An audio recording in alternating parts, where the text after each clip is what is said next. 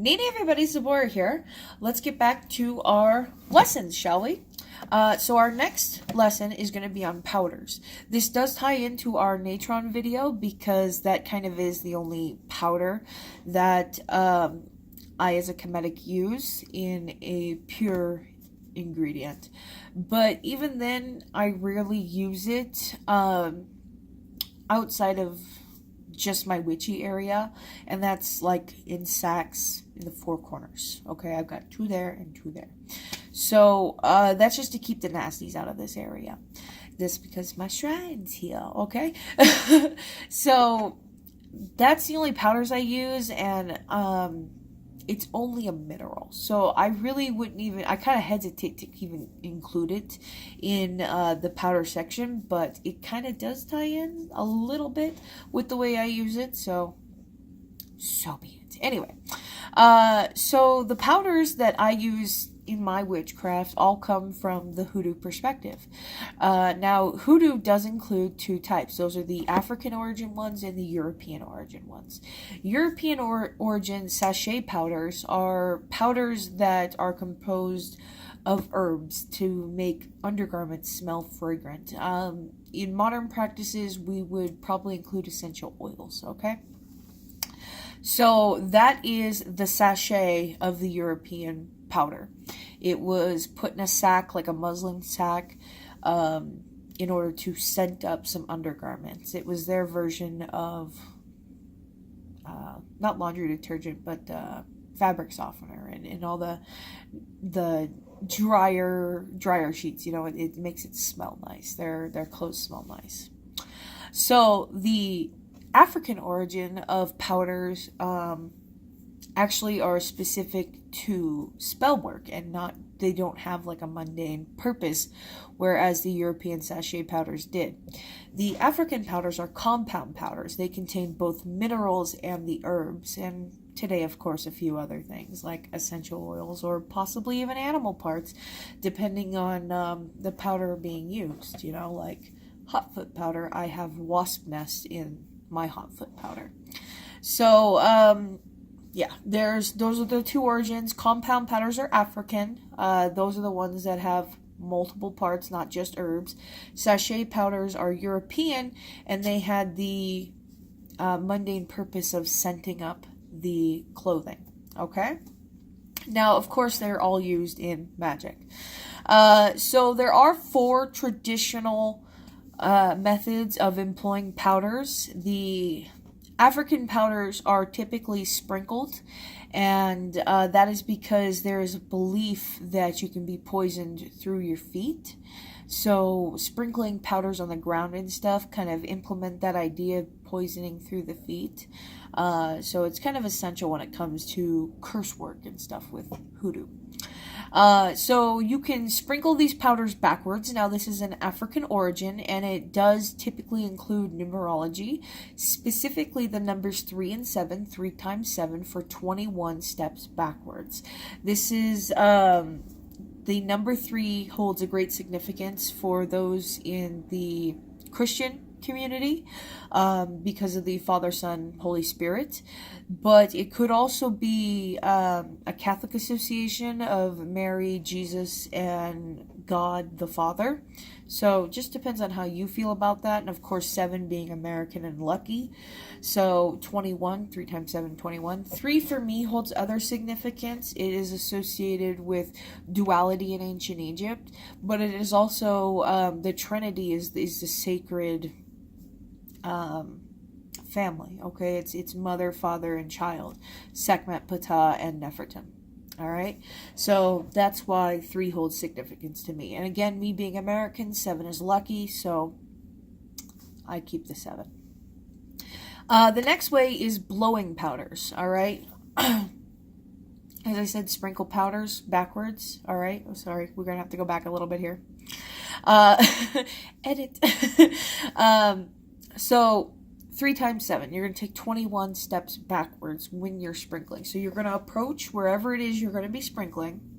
You're going to turn backwards, and you're going to sprinkle and count 21 steps backwards. You're then going to turn and continue on down your journey wherever it is you're going. You're going to come back to your house through a circular route so that you do not incur any kind of negative energy. Nothing will be able to follow you back home by doing that, supposedly. All right, so now we're going to move on to blowing. So the next method is blowing powders. Now this is an Afro-Caribbean method, and the idea is to blow in the direction of a target in the 4 directions, or even in the 4 directions if you don't know where the target is located. Now, this is typically associated with healing, protection, and attraction, and not curse work, whereas sprinkling backwards can be associated with curse work, although it can also be healing and stuff, just depending on whatever prayers, or if you're Christian psalms, or whatever passages you choose to extract, or say, or chant, or whatever words you use, okay, with the intent of the spell. So again, blowing, same thing. If I wanted to bless, then I could grab some natron and I'd be like, blow it towards Kemetic Rose for blessings, okay? And then the wind is supposed to carry that to you. All right?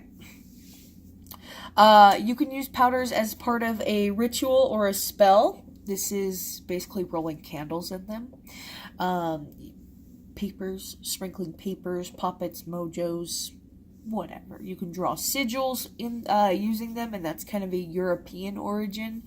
What I like to do is actually, do I even have? No, alright, fine, screw it. What I like to do is take a candle, no matter what kind of candle, and I devise a sigil, and I will then draw the sigil into the wax. I then take an appropriate powder, and using oil and that powder, I will press it into the wax in order to create a seal. So while this candle is burning, the powders are also activated, and we will do a video on that. All right, guys, that will be the next powder related video. So that is the way you use that as part of a spell, and for me this is more of a European style because I learned it using runes. Now the last way is wearing the powder or dusting the powder. This is also European in origin, although it can relate to baths. You know, once you guys do baths, you have the sprays and stuff. You can also dust yourself with a powder. Body glitter and stuff, that all exists today. You can add your essential oils and your herbs to that and mix it up, and you can wear these powders. Okay? So originally powders were used to dust mojos, but now we use compound essential oils to feed our mojos. Mostly. As I said, you can use this to dust the body after a ritual bath. Just depends on how you feel. Now, powders, whatever it be, are diluted with a base compound. Now, the typical rule of thumb is 10% powder to 90% base. And the most famous of these bases that you will find is actually talcum powder. Talcum powder is a white mineral that is a substitute for Efun or Effun or something like that. I will write it down below. EFUN, which was a white mineral found in Africa, and it had the properties to like protect, clean. It was just something that they used a lot as a standalone powder. It was just a white mineral or soil that was used in the tribal religions of Africa before the slave trade. Okay, now in the Caribbean, the substitute that they use for the Efun or the Effun or whatever was cascarilla powder. And I actually have some right here. All right, I'm actually getting low. I'm gonna have to make some more. Cascarilla powder is eggshells today, but originally it was bark of a specific tree. It was white bark of a specific tree that was said to cure flatulence. It was a fart powder. All right, but they used it in the Afro-Caribbean traditions for a substitute for Efun. All right. Now we know that talc, there are specific types of talc that are harmful to women and can cause ovarian cancer. I'm not really too sure about all that. So just to be safe, I prefer to use Cascarilla powder. As I said, it's pure calcium. It's literally eggshells. And that is another video we will be making in regards to powders. I really like powders. So this is just safer for me. So this is what I choose to use. Okay, you can use whatever it is that you want to do. Now, because things like Cascarilla powder don't accept essential oils very well, or even talc if you choose to use colored talc or whatever to add color magic, it doesn't accept dyes, it doesn't accept colors too well.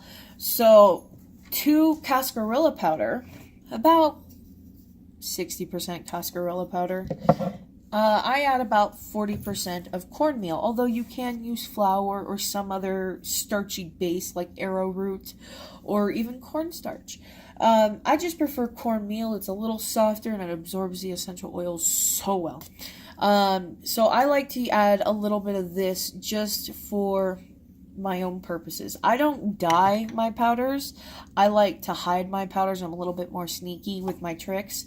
But if you're open to using color magic and possibly staining things, if it's outside, whatever, but if you're open to that, fucking go for it.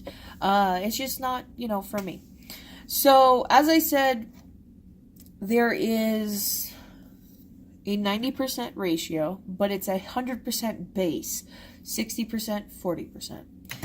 And then it'll be 10% of whatever herbal compound you mix up. So this is like a sleep thing I got here. Actually smells pretty good still. I would take a teaspoon of this to 10 teaspoons or 9 teaspoons of whatever this mixture was, okay? That's quite a bit of base. It actually does help save on your magical stuff. Now, typically, bases don't have a magical property. It's literally just an extender of your herbal stuff and your whatnots, okay? Your magical ingredients. But for me, that's not good enough. Everything I do when it comes to magic is magical. So these two here actually hold magical properties of their own. What is an egg? What is the representation of an egg? Life. So I add life to my powders by adding Cascarilla powder. What is cornmeal but an association with the sun? You guys ever seen corn growing? The big giant kernels of yellow corn? It looks like sun kernels, okay, to me. So I add an element of the sun and fire and my own Egyptian associations with the sun, okay? My own fucking magic, okay? Now, the makeup of a powder can be done different way, but I'm going to give you some basics here on what a powder can be made up of. All right. So for a base, you have mineral powders. These can be, as I said, talcum powder, but it can also be graveyard dirt, red brick dust, salt or natron, sulfur, ant nest dirt, gunpowder, saltpeter, magnetic sand, rust or iron oxide, powdered pyrite or other minerals and crystals, ash and charcoal from petition papers and incense specifically. Or, of course, you can just throw in some random ash and charcoal, but I specifically like to use ash and charcoal that I have used to write petition papers with and then burned, okay? The active, or what you would consider the actual magical part of the powder would, or possibly the base, could be zoological in nature. These could be crab shell powder, if you want to turn things around, snail shells, lizard's head, dried blood, dried semen, snake skin, bone powder, or, again, eggshell powder. Could be an active ingredient, as mine is. Your other active ingredients, your botanical parts, are going to be any root, herb, plant matter that has been powdered down. Now, Again, the recipes that I'm going to give you, these are all powders. So don't go psychotic with the oil. Okay, just don't go crazy with this stuff. It shouldn't be gloopy. It should be allowed to dry if you do add oils, and then ground down again to give it a pleasant mixture. All right. So yeah, I think we've gone over everything. As I said, you can add dyes. These are typically done to commercial powders, but I like to work sneaky, so I just don't do it. While you're grinding your powders, you're going to be focusing on your intent. You're possibly chanting, whatever, or talking. You're using your Heka, whatever it is that you do to empower your herbs, you're going to be doing while you're grinding it. So yeah, I think that's it. We've gone over everything. So next we're going to go over a couple of recipes, and then when I get some vinegar together, we're going to do some cascarilla powder together. All right? That's it for tonight, guys. Synaptic.